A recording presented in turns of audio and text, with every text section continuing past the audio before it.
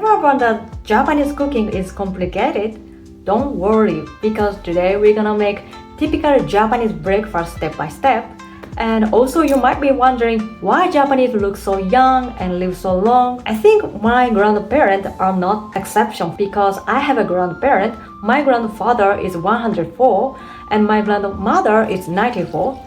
They are living independently and they are all fit for now, which is something I'm really grateful. Of course, their morning start with Japanese breakfast. So why not cooking Japanese breakfast today? So let's get started. For my weekend breakfast, I usually make miso soup, grilled salmon, Japanese rice, and natto. This morning, I went to the grocery store to buy some seasonal veggie because I didn't have enough left in the fridge. For my miso soup, I add as many leftover veggie as possible, so you might be surprised later by how much I put in. I love this style because when you add a lot of veggie to miso soup, you don't need to make another side dish. You can simply enjoy plenty of veggie with a gut-friendly seasoning. This is a miso soup style that has been passed down from my grandmother to my mother and now to me. Now I'm back. I'm so hungry, so let's cook together. Now let's start with how to cook rice. There are 3 simple steps for making a delicious Japanese rice. First, don't use a rice cooker. It may sound strange, but you can cook perfect rice using just a pot. You might be wondering how. So the second tip is the water to rice ratio. My golden rule is 1.5 part water to 1 part rice. For example, if you are cooking 160 grams of rice, prepare 240 ml of water. Lastly, let the washed rice rest for about an hour before cooking. Next, let's make miso soup. There are so many ways to cook a miso soup, but this recipe is something everyone can enjoy because I use kombu shiitake for the dashi. You can use either dried shiitake or fresh shiitake, but always make sure to let the shiitake and kombu soak for at least 30 minutes. This helps bring out their natural umami and let you use less miso in the end.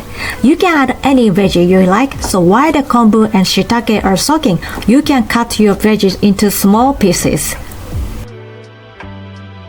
This time I added carrot, cabbage, daikon, and mushrooms. I feel like I put a little more veggies than usual. But now let's check how many veggies are actually in this miso soup.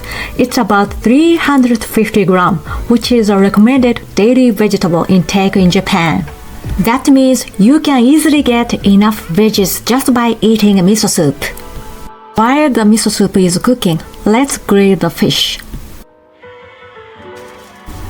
I'm often asked by my foreign friends, when is the best time to add miso? My advice is to add miso before the soup boils. I always add miso after turning off the heat. That way, you keep the beautiful aroma of the miso.